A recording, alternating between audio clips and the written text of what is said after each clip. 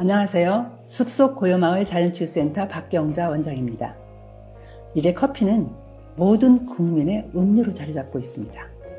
가는 곳마다 커피 전문점이 있고 커피 자동 판매기 또한 가는 곳마다 설치되어 있습니다. 직장인이나 주부나 너나 할 것 없이 몽롱한 아침잠을 깨우느라 한 잔, 일하다 한 잔, 기분 전환을 위해 한 잔, 식후 식곤증을 쫓느라 한 잔, 하루에 2잔 이상의 커피를 매일 마셔야 됩니다. 물론 커피는 기호식품이며 후각을 자극하는 향기는 거역할 수가 없지만 이렇게 자주 마시는 것은 그다지 바람직스럽지 않습니다. 커피의 양리 효과는 뛰어나지만 그 효과를 효과적으로 이용하기보다는 습관처럼 마셔야 됩니다. 커피의 양리 효과 중에서 가장 으뜸이 카페인의 기능입니다. 카페인은 졸음을 쫓고 피로를 풀어줍니다. 또 소변을 잘 나오게 하는 이뇨작용을 하고 근육의 수축을 촉진해서 운동 기능을 활성화합니다. 다시 말해 커피에 카페인을 섭취하면 뇌를 포함한 중추신경이 각성하여 신체적, 정신적으로 일시적인 흥분 상태가 되는 것입니다. 이때는 심장 박동이 빨라지고 혈압이 오르는 등의 생리 반응도 쉽게 나타납니다. 카페인의 이런 각성 작용은 몽롱하고 나른하던 기분을 맑게 해서 의욕과 집중력을 높이는 데 도움이 됩니다. 그래서 생활인들 모두가 습관처럼 아침에 일어나면 커피를 찾는 이유도 카페인의 각성작용을 이용해서 졸음을 쫓고 상쾌한 하루를 시작하고 싶어서입니다. 그러나 커피는 일종의 흥분제 같은 것입니다.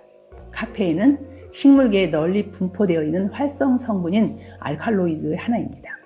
여기서 말하는 활성 성분은 식물이 외부의 적으로부터 자신을 지키기 위해 내는 독입니다. 독은 경우에 따라 약이 되기도 하지만 하루에 몇 잔이고 습관처럼 마셔야 된다면 필요한 양리 효과를 제대로 발휘할 수 없습니다.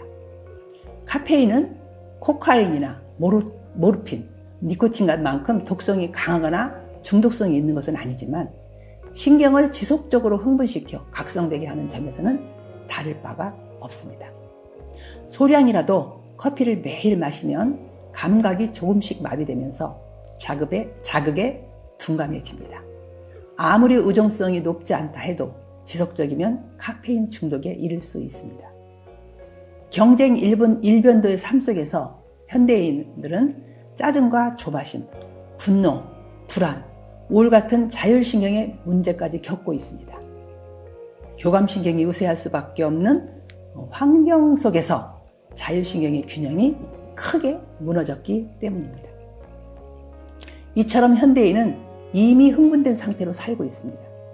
그런 상황에서 엎친 데 덮친 격으로 매일 커피까지 마셔가며 교감신경 우위의 삶을 재촉할 필요가 있을까요?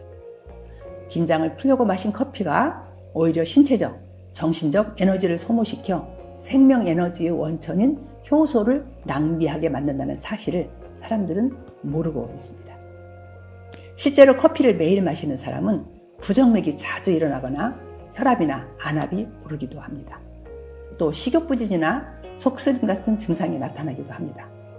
게다가 커피는 장내 환경에도 나쁜 영향을 미칩니다. 지금 당장 눈에 띄는 증상이 없더라도 지속적으로 커피를 너무 많이 마시면 결국 건강을 해치게 됩니다. 건강한 사람도 이럴진데 하물며 암 환자는 더 말할 필요가 없습니다. 그렇다면 커피를 마시면 몸에 좋은 클로로겐산이 많이 섭취할 수 있어 여러 질병을 예방할 수 있다는데 하루에 한 잔 정도야 괜찮지 않을까요? 하고 문의를 해오는 분이 의외로 많이 있습니다. 그러나 문제는 그렇게 단순하지 않습니다. 커피의 건강 효과는 유기농법으로 재배된 질 좋은 커피를 적당히 마셨을 때이지 패스트푸드를 먹을 때 세트로 나오는 값싼 커피나 인스턴트 커피에서 그런 효과를 기대할 수는 없습니다. 원두에는 워낙 해충이 많이 생기기 때문에 원가 절감을 위하여 DDT 같은 독성이 강한 농약을 쓰는 경우가 많다고 합니다. 커피의 이런 유해성을 간과한 채 커피를 마시면 폴리페놀을 섭취할 수 있다거나 커피가 건강에 도움이 된다고 주장하는 것은 현실성 없는 허황된 이론에 불과하다고 신야 히노미 박사는 밝히고 있습니다.